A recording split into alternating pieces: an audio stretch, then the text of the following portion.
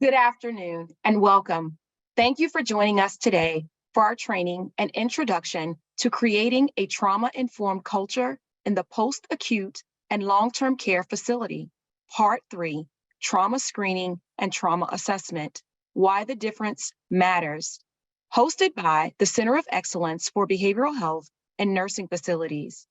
I am Nikki Harris, Training and Education Lead for the Center of Excellence. And it is my pleasure to oversee the delivery of mental health and substance use disorder training and education to nursing facilities nationally at no cost to the nursing facility. It is my pleasure to introduce our presenter for today, Ms. Paige Hector. Paige is a consultant, nationally recognized speaker, and author with over 25 years of experience in post-acute and long-term care settings. She specializes in diverse topics for the interdisciplinary team, person-centered trauma-informed care, nonviolent communication, sustainable process improvement, and advanced care planning. Paige writes extensively on topics related to nursing homes, including multiple chapters of Managing the Long-Term Care Facility, second edition, due for publication in 2023. Paige is currently the associate editor and regular columnist for the Caring for the Ages publication for AMDA, the Society for Post-Acute and Long-Term Care Medicine. In 2018, she was named the Gerontologist of the Year for the Arizona Geriatrics Society. And now I'll turn it over to Paige to begin the presentation. Thank you, Paige. Thanks, Nikki. Thanks. So fun to be here. I'm really delighted to be presenting part 3 of this really important webinar series on trauma-informed care.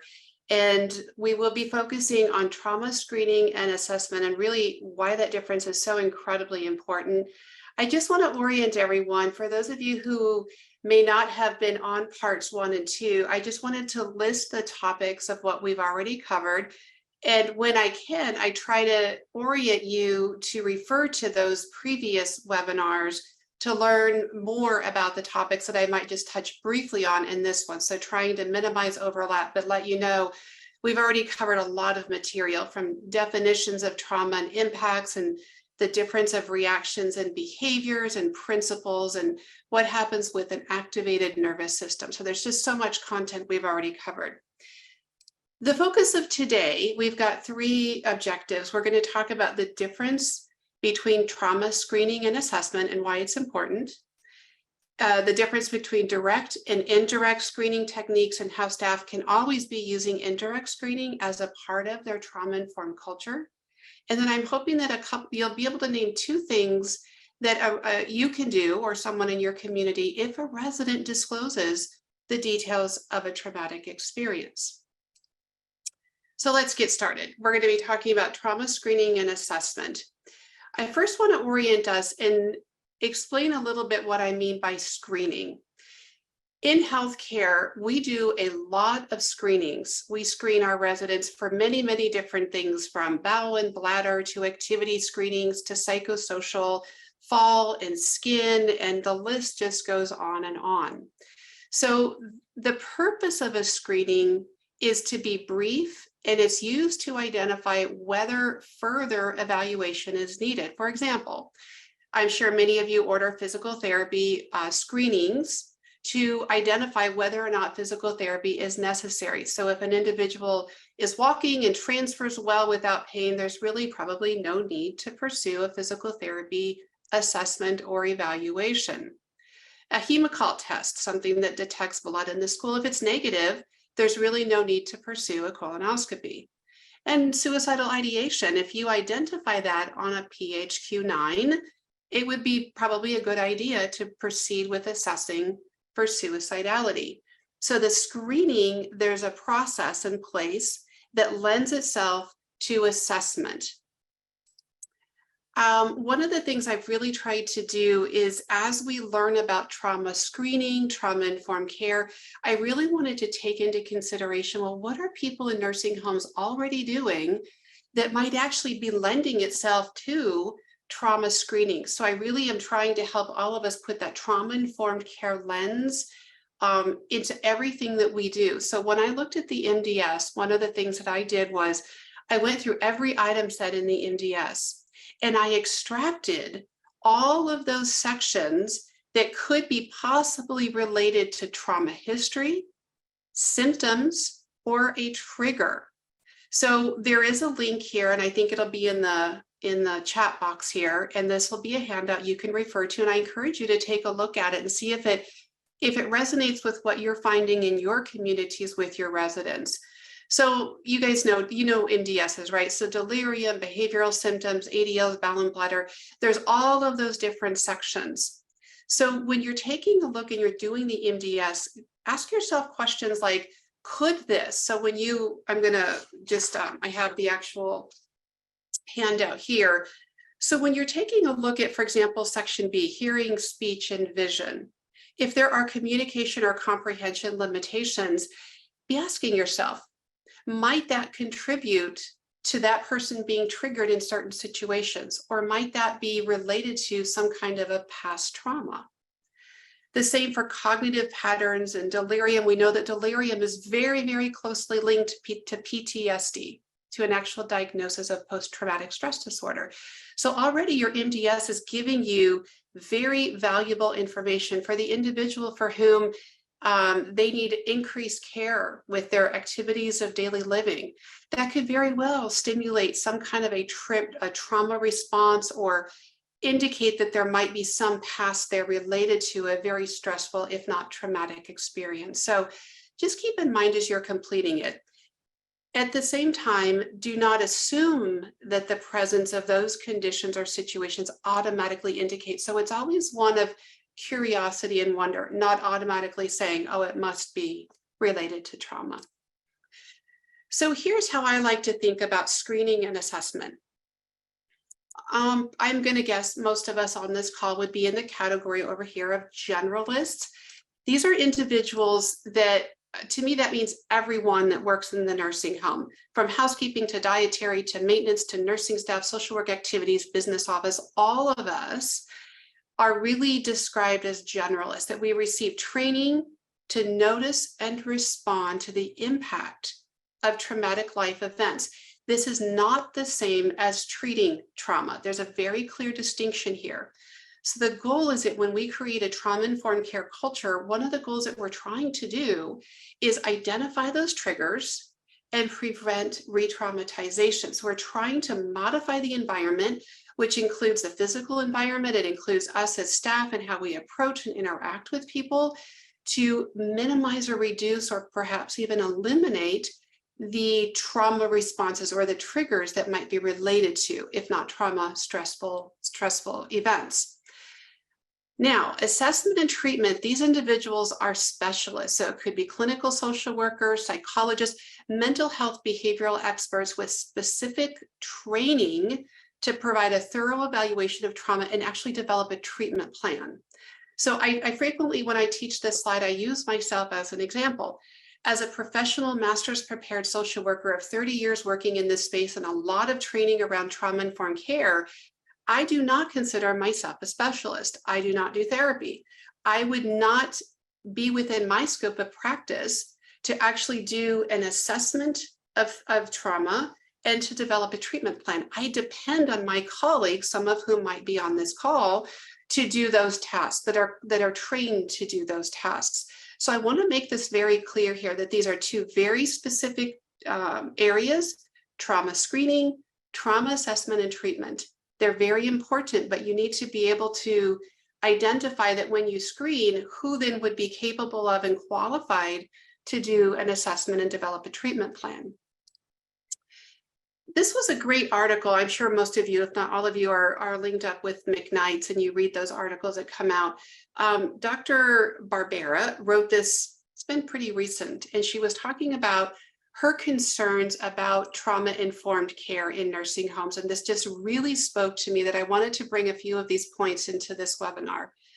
So one of the things that we tend to do in nursing homes and healthcare in general is we do a lot of in-servicing and training.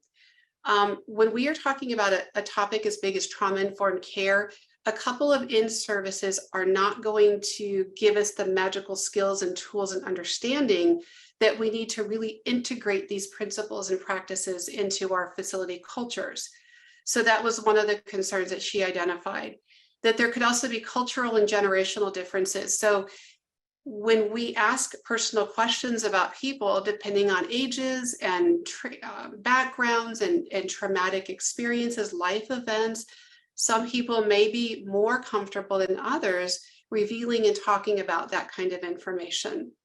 My thought is, well, always, how do we then support staff to be most effective? And I will talk about specific screening tools in just a moment. Very little privacy in communal living. You know, we can go in and they might have a shared room and all they have separating them is that curtain. So we need to bring a lot of awareness and compassion and awareness that there needs to be confidentiality, because we're going to be talking about very private information. Extremely personal trauma-related questions are likely to be asked by people with whom that foundation of trust, which you know is a trauma-informed care principle, may not yet be established. So we need to bring a lot of awareness to that, sharing of very personal details, and then sharing of medical records. So whatever, and you guys know this, that whatever we do in nursing homes, transitions of care, continuity of care, may then be shared with individuals perhaps in acute care or with hospice or with home health or another nursing home in the event of a transfer. So we just need to be really aware that the content we're dealing with here is very private and can be very, very emotional. Triggering of past traumas in staff without support. I've been doing a lot of talking about the impact of trauma and the pandemic specifically on staff, and the people are worn out, they're burnt out. And sometimes the material that we learn when talking with residents and family members can be very challenging and emotionally stimulating for staff. So as you move forward in your communities with all of these issues, we need to incorporate this content into our trainings and understand how we're going to be working with it. We can develop capacity to screen for trauma. What I want to say here is that the chances of being traumatized by a properly administered screen are much far lower than the chances of re-traumatizing if we don't screen. So basically what we're saying here is that it's important to screen. That even though we might have some trepidation or a little bit of anxiety around asking these kinds of questions, it's better that we train our staff and get a comfort level and proceed with doing these sorts of training screenings to identify the areas that we need to be aware of as an interdisciplinary team, as staff, to prevent or minimize the chance of re-traumatizing. At the same time, just talking about a trauma or life experience, a stressful event, does not create instant catharsis. In other words, it doesn't just take away the pain, the hurt, and the suffering. So we need to be prepared to respond appropriately and with next steps. So what I might recommend that you do is you can ask your staff, you know, when you think about screening and whoever you designate that would be trauma screening in your community, what are the things that worry you about this? What would be some things that a person might say to you that would cause discomfort for you? And then incorporating into your training how you're going to work with that as a community. So perceptions are really, really important. And it's important to remember that what happened when we talk about traumatic events, that what happened is not nearly as important as what the trauma means to the individual. So this is what we're saying here is that when we do these sorts of screenings, it's important that whatever that person shares with us and their perception of that event, that's what we go with. We don't try to convince them, well, that wasn't that traumatic, or did that really happen? We don't question them or their recounting of it or their perceptions of that particular event and how it's impacting them in the current moment. While staff who are trained can provide the screening, what's important is that they understand that their role is to provide validation and supportive responses. So kind of what I was just saying, the focus here is not going into a lot of detail. It's not asking a lot of questions. It's not doing something more in line of what an assessment by a trained clinician would be doing. What we need to help and support staff with is to be able to know how to respond in the event that a person does share something of a traumatic nature, or they want to provide some details about something that has happened. That our role as staff is to provide validating and supportive responses and not come in with interrogation or explaining or education.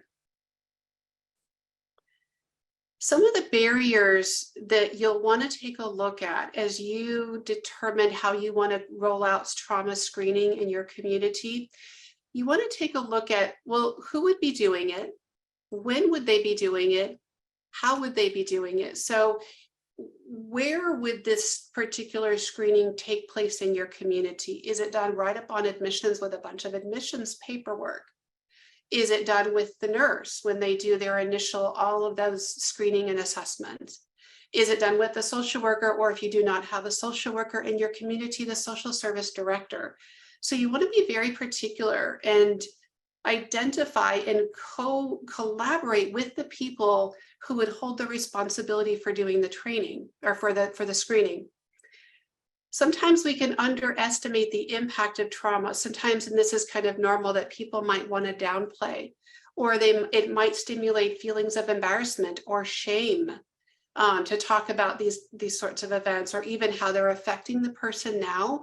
If the person is having difficulty, now I will give you some lots of examples of that in a minute. So we need to realize that sometimes the impact of the trauma, the traumatic event, may be minimized for a number of different reasons, that could actually be a barrier. So not knowing how to respond to the individual's reported trauma, it's really when a person's not feeling prepared and that individual shares something that's really could be shocking or really distressing or incredibly sad or touching. That how do we respond as staff? So to me, really the important part here is that we really shore up our staff's ability to be present with empathy, to know how to respond, and some sample responses and even role play to get them comfortable with doing some screenings. We fear that trauma inquiry might be too disturbing to the individual.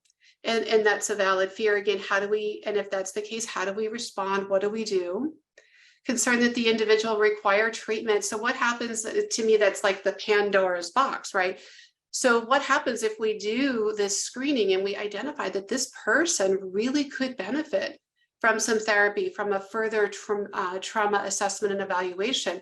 And then what happens if we don't have those resources available right in our community, in our facility, or in our immediate community? So I always encourage staff, do your exploration. What resources are available? Is it in person? Is it online? Is it group work? Is it individual work? So know what's available. So in the event that when you start doing these trauma screenings, that if there is a need and a request for further assessment and evaluation, you do know what's available. Untreated trauma symptoms of the screener. Again, so this is really important, especially at a time when we are, as a collective, healthcare staff are really exhausted. There's incredible levels of burnout and compassion fatigue and frustration and a lot of systemic issues that are really impacting people's capacity to do this kind of work. So this would be a whole nother topic in and of itself. So as you go forward with these issues in your communities, what resources do you have available to support your staff if they are then triggered or stimulated by something that they might hear from a resident? The perception of not enough time. This is another really, really big barrier, folks. And I don't have a magic wand to make this easier. What I do believe is that the more that we can talk about these issues and be very transparent, talk about trauma-informed principles, transparency and collaboration, that we work hand in hand with staff, especially the ones that are going to be doing these screenings, to really understand, what if the screening takes 10, 15 minutes, or what if it opens up a whole host of things that require some further intervention or assessment? How do we work all of this content and these extra tasks into the daily workflow? So there's not going to be one easy answer for any facility. You'll need to have these conversations and understand that if you ask people to start doing this particular screening, what then might we be able to shift off of their to-do list or task list that would open up the time? Because once you start doing these, for some people, it's going to be a quick, yes, no kind of thing, and it won't take a lot of time. For other individuals, a trauma screening could really require a lot of time. So I want to share this quotation. This is Dr. Barbara. I loved what she said here. She said that, in my opinion, the good intention of increasing awareness of mental health issues would be better served by evaluating every resident for psychological services upon admission, the way each resident is assessed by rehab, recreation, and other departments, while simultaneously improving the training of staff to refer residents after events as a decline in physical functioning, a loss of a loved one, or a change in behavior. I really love this framing that she gave to us to say, we are wonderful at doing all sorts of screenings in long-term care facilities. One of the screenings that we might need to look at a little bit more closely is the mental health, the emotional well-being component of the holistic person, of holistic care. This mindset here, I keep coming back again and again to this in my work, that when we talk about trauma-informed care, what we're really doing is shifting from a mindset that has the question of, well, what's wrong with this person? Which is really situated, it's grounded in a traditional medical model, which we're all accustomed to. It's the progress, it's the problem list, it's the diagnosis, it's what's wrong and what are we doing to correct it kind of mentality, which is really the heart of what traditional medicine is. What we're looking at here is expanding that. So rather than focusing solely, well, what is wrong with the person, it's a shift from that focus to what is the impact of past experiences on the current presentation. So do you notice the shift right there? The static, well, what's wrong? What's the problem list? What are the diagnoses? What is the treatment plan? To what is the impact? In other words, how are those life events impacting the person in the present moment, in the current situation at this particular time in their life? How is it affecting them? That really is where we're wanting to be going with this screening. And I'm going to talk more about that in a moment. There's really two types of screening, and I'm going to be talking about direct and indirect screening. And it's the foundation here is that no matter what we do, folks, screening is not going to capture people all up with trauma all up front. There's no screening tool for no topic or area that will do that all up front, because as we know, sometimes people may not even associate their current symptoms or presentation. They may not even associate it or link it up with something that has happened in their past. So just because we do a screening, it doesn't magically mean that our job is complete. So the screenings might happen on a quarterly basis or anytime there's a change of condition. So we need to have a framework that we won't just capture everyone up front just because we do a screening. Capacity determines strategy, not exclusion. So what do I mean by that? What we mean here is that everyone will be screened for trauma, no matter their capacity. So even an individual for whom maybe traumatic brain injury, or maybe Parkinson's related dementia, or Alzheimer's, or a serious mental illness, that no matter the capacity of the person, we always will be screening for trauma. Now, the way that we go about doing that might be a little different depending on the situation. So using a formal screening tool may not be appropriate for the individual who was not able to answer questions, who is not capable of understanding the questions, or for whom they're just simply saying, no, I'm not doing that. I'm not willing to talk with you about that. So what we do as staff is we still act as if. So in other words, if we notice that a person is having signs that there could be some kind of trauma-related history, maybe there is some anxiety going on, or we go to provide care and they're doing protective gestures kind of thing, or maybe they're yelling out at nighttime, or any number of different things. We can always be acting as if that person is experiencing post-traumatic stress. That's a very, very important feature of a trauma-informed care approach. It really goes hand in hand, what I've talked about before, with the universal precautions that I don't need to know a person's trauma history to interact with them in a way that assumes that, as all human beings do, that we all have things that have happened in our past that might stimulate symptoms and signs and symptoms that might indicate trauma. So we act as if. So again, a very important feature.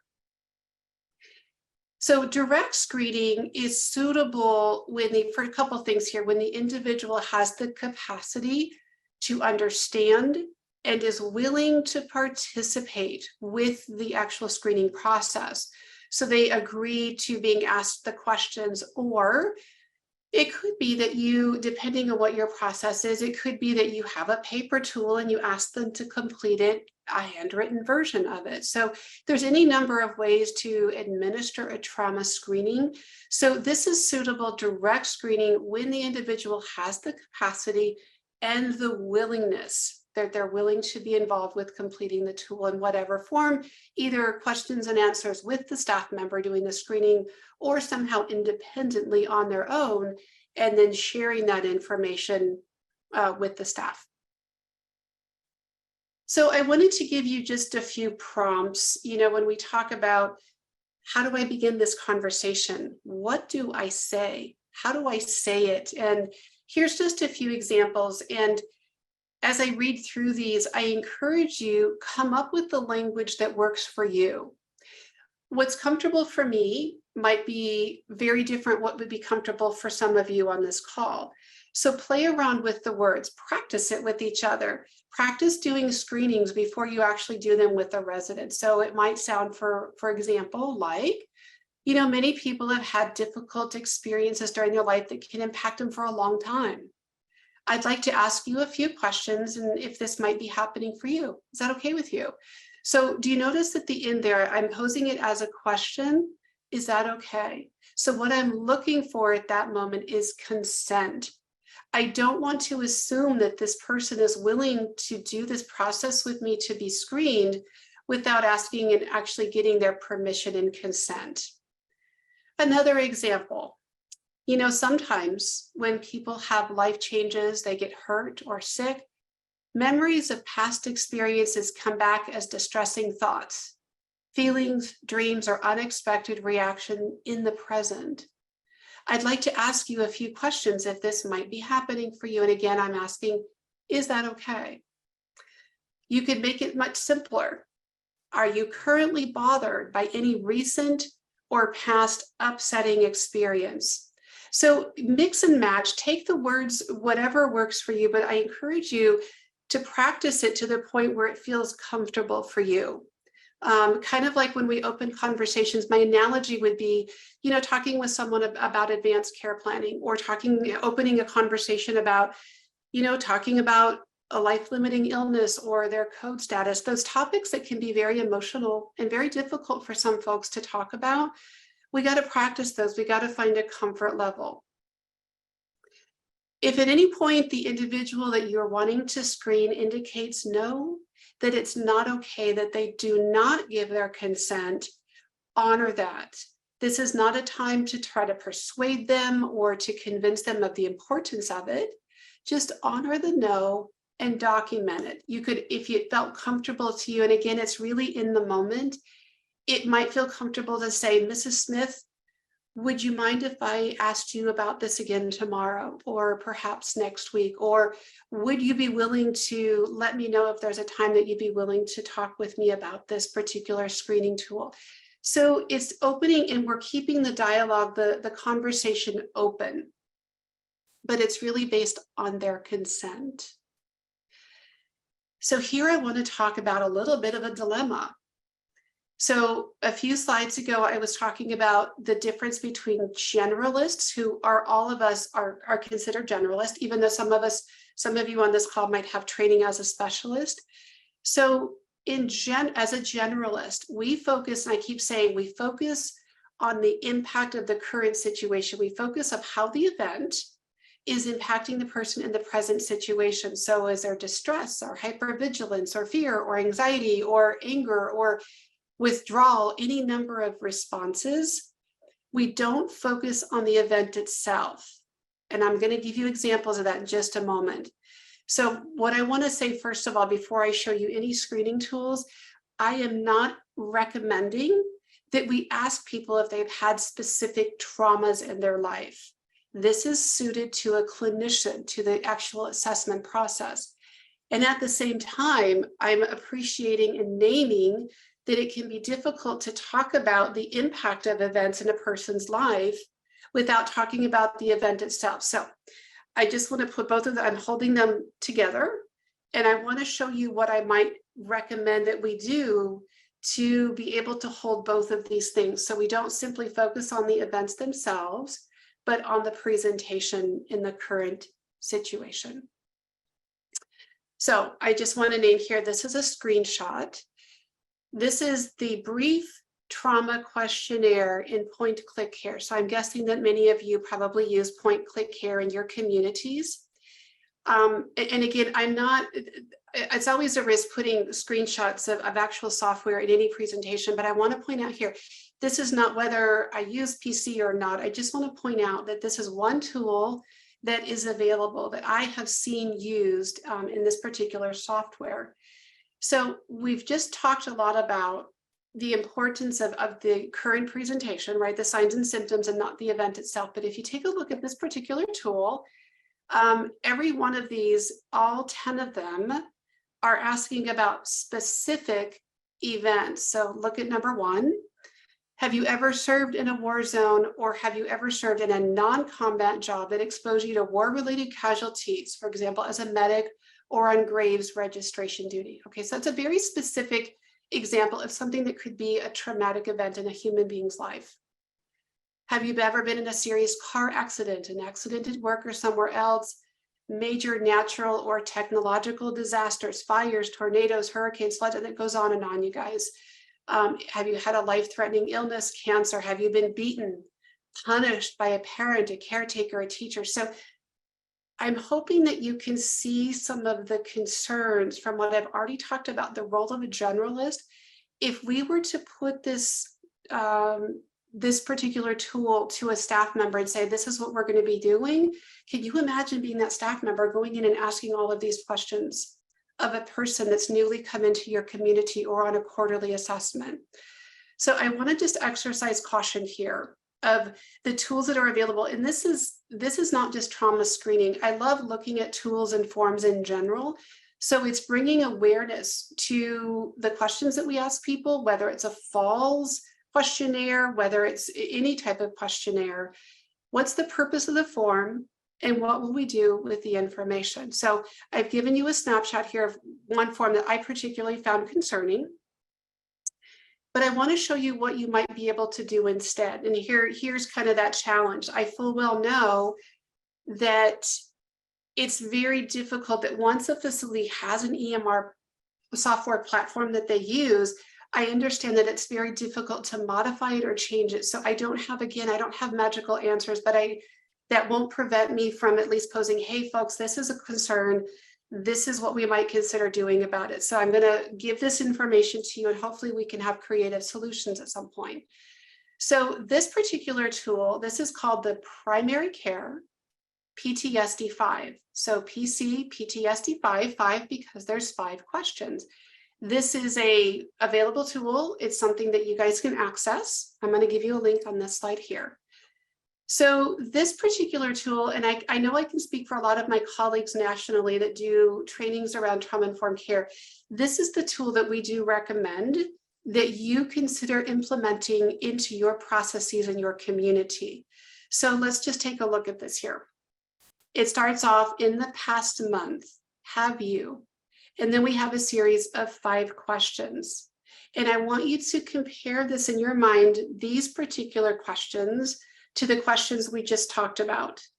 So in the past month, have you had nightmares about the events or thought about the events when you didn't want to, tried hard not to think about the events, or went out of your way to avoid situations that reminded you of the events, constantly on guard, watchful, or easily startled, felt numb or detached, or felt guilty or unable to stop blaming yourself or others for the events or any problems the events may have caused. So I want you to notice here, we're talking very generally about events, not a specific name all the events you've been exposed to. And that we're talking about, again, I keep coming back, this is so important, everyone, the impact on the person's current life situation, how those events are impacting them. So the screening cutoff point here is if the individual answers affirmative, in other words, yes to 3 or more, what that means is that it's optimally sensitive to probable PTSD. Okay. So what that would indicate for me, what I would do is I would say, oh, there's something going on here. It's something to discuss with the interdisciplinary team, obviously with the resident and or family together, whatever is suitable to the situation. But it's also a springboard to say, I wonder if we might need to do a little bit more assessment here and put a treatment plan in place, get this person some support if they are willing and are interested. Now, I want to show you a variation on the PCPTSD-5. So this is an adaptation that a colleague of mine, Barbara Ganzel, who I consider a trauma-informed care expert, who is actually doing therapy and assessment. So this is that same tool, but it has an adaptation that I have highlighted in the brown text here. So you remember that the original screening tool has the language in the past month. This one adds a sentence to that. So in your life, do you notice how, and I love that, those 3 words, because that really, it brings in what we know very clearly about trauma, is that trauma, folks, is cumulative across the lifespan. It's not like if you had a childhood trauma or a series of events when you were in your 20s and now a person's in their 80s, it's not like the impact of those just dissipates and goes away. What we know about trauma is that it can impact a person across an entire lifetime, and that it's cumulative, that the impacts grow together. So in your life, have you ever had any experience that was so frightening, horrible, or upsetting that in the past month, and then it's the same 5 questions. And then you'll see here, it's a series of yes or no questions. So if yes, the prompt here is you ask again for consent. You guys, consent is such a foundational principle of trauma-informed care.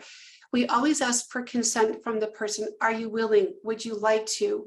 I'd like to hear more about that. Would you like to tell me what's going on for you? So there's always that consent and asking if they want to. If no, accept that and document it. Okay.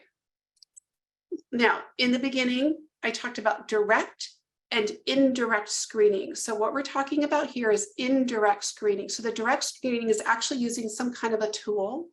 You guys, indirect screening is what we do all the time.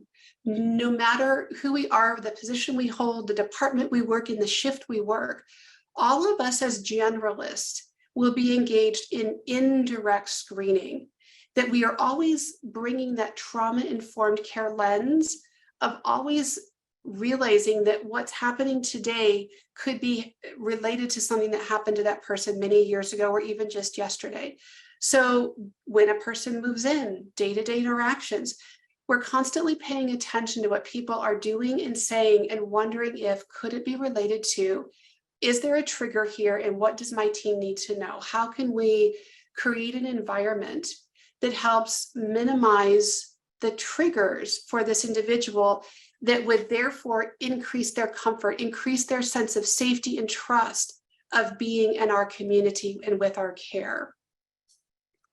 In the plan of care, what we would then do is identify the trauma symptoms and triggers and the interventions, but I really am very cautious, even if you know what the events are, We do not need to necessarily put all of that into the care plan. So again, just because I learned very intimate material about another human being, it doesn't mean that all of that goes into my progress note or my documentation or into the care plan. So we use a level of discernment to really share that information that is most important for people to have. Look and listen. So all of these are examples. These are all examples of things that people might say that might indicate prior trauma. So resident family members, if you hear things like this, for example, I lost my soul. If I had just, she'd still be here today. It seemed like my brother was missing part of himself afterwards. And you can imagine all the different stories and the situations that those might apply to. My son, daughter has never been the same. My husband, my wife, my partner. I didn't know the person who came back. My whole world was turned upside down. So all of these types of things that people share, it's not necessarily an invitation to delve into the event itself, but automatically you're going to be looking at it with that trauma-informed care lens thinking, there's something very personal, very tender about this person that I need to be aware of, that my team needs to be aware of, that I need to understand. How can I help minimize any sorts of triggers that might stimulate that person to relive that experience? Or what can we do to help promote a sense of more comfort and safety and trust and care and collaboration? If you have individuals in your community that actually have a diagnosis of PTSD or a mental illness, a history of what we know is about people who use substances, most likely, I'm not going to say every single time, but it's pretty much, are somehow associated with traumatic events in a lifetime. Unsheltered living, notice the language there, not homelessness, unsheltered living, relationship issues, sleeping on guard, unfulfilled longing, suspicion, lack of trust, and anxiety, agitation. These are all indications of prior, most likely indications of prior trauma. So this is another really great tool. You can take this as a slide, you can blow it up, use it in your interdisciplinary team meetings and your stand up, your stand down, whatever your clinical operations processes are. So what you'll notice here, this is called delayed reaction to trauma, signs and symptoms of post-traumatic stress. So you'll notice that there are 5 categories: possible, delayed, and then we have emotional, physical, cognitive, behavioral, and existential. So on this is a really cool resource that I think people could be integrating into their clinical operations. So this was adapted from the SAMHSA tip number 57, which is one of those pivotal documents that in trauma-informed care, tip 57, if you just look that up, you would get the actual document. So this has been adapted a bit. And what it's really nice is a resource to help stimulate and to remind us as staff, as we're talking about what's going on with residents and changes in condition, that if you say yes to any of these categories here, there's a good indication that this person is having a delayed reaction to trauma. So the source here, so for example, if the individual has cognitive impairment, whether it's due to a dementia, traumatic brain injury, a mental illness, or any other reason, if the source is not the resident, him or herself, it might be a partner, a spouse, an adult child, you would put that individual's name in the source line right there. Okay. Indirect screening. So I want to show you yet one more we can adapt. I'm always looking at ways, how can we use what we're already doing and use it for multiple functions to streamline the workflow of staff and to make the process as easy and efficient as possible in your life. So you can see here, this is the adaptation I just showed you, the PC-PTSD-5, and you'll notice what we did. Added the word source to every one of the 5 questions. The reason this could be very important in your trauma screening protocols is because if the individual, for whatever reason that I just named, does not want or cannot participate in a screening and you're doing it with another individual who knows that person well, you can use, excuse me, the same tool for multiple purposes. So if you're interviewing an adult child, a partner, a spouse, or someone, you can still use the same tool. Okay. So let's say, for example, you're doing a screening with someone, or you're just having a conversation, and the individual chooses to share details of a traumatic experience with you or your staff. This is part of a resource that I've made available several times that will be made available again in the resources here and on the Center of Excellence, their wonderful website that they have with all these resources. So these are just some excerpted points that I wanted to share with you on this particular webinar. So when a person shares details, maybe things that we did not ask for, but they're willing to talk, and maybe it's very cathartic for them to talk about, and a relief to share the information, our role as staff, as generalists, is to listen, to understand the impact on the current situation, not to discuss the event itself. So in other words, we don't go in, when did it happen? Did you talk to anyone? What was the reason you didn't want to talk to anyone? Those would not be trauma-informed questions. What we might instead say is, I've got some languaging here.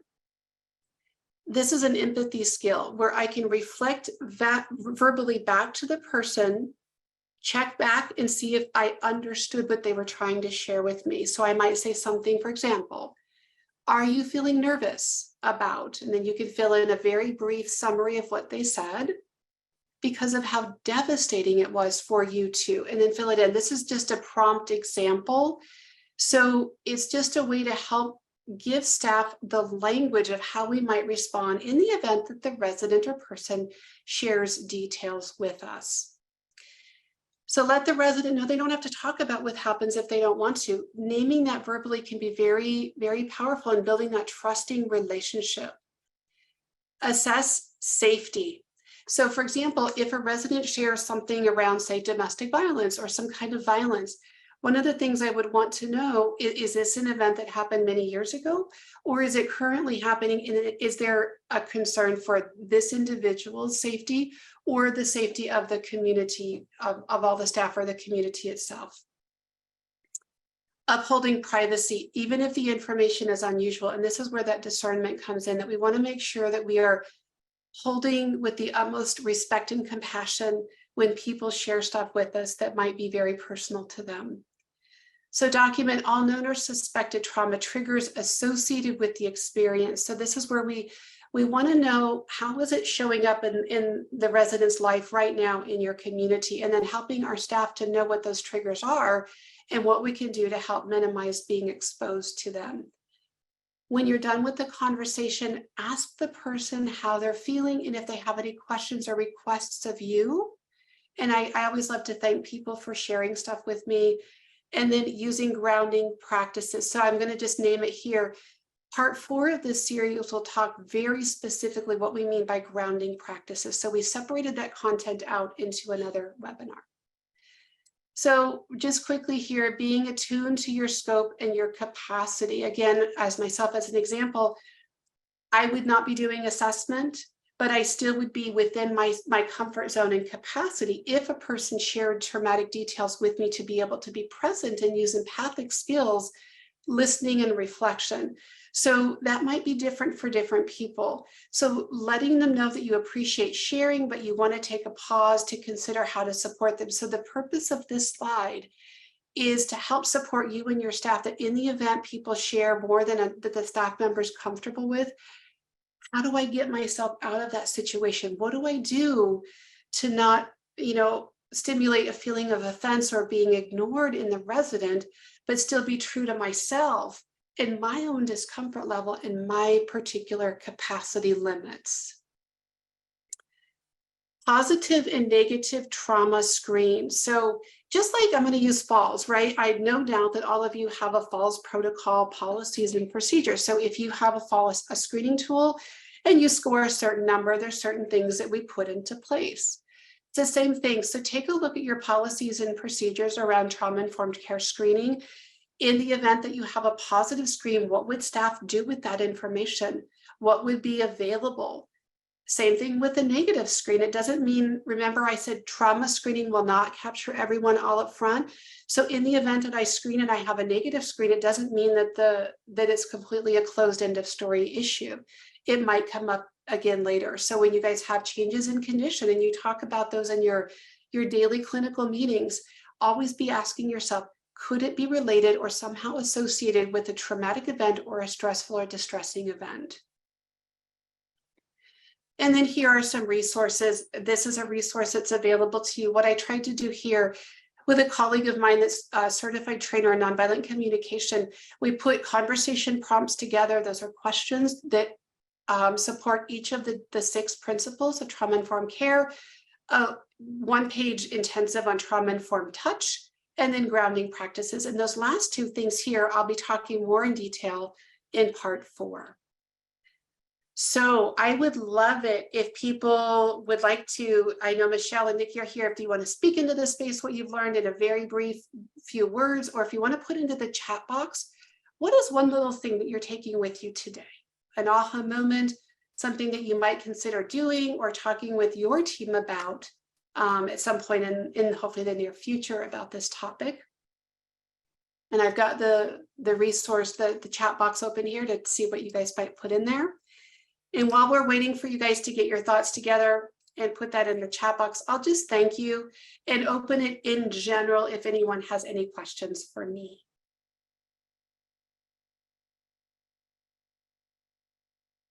And Michelle, if there was anything at all you want to bring up to me.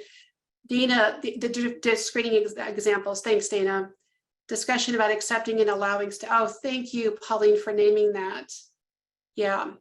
Because to me, it really becomes, if our staff are not comfortable doing these screenings, there's no way that they can create a kind, loving, trusting, safe environment for the individual for whom they're screening. So thank you for naming that.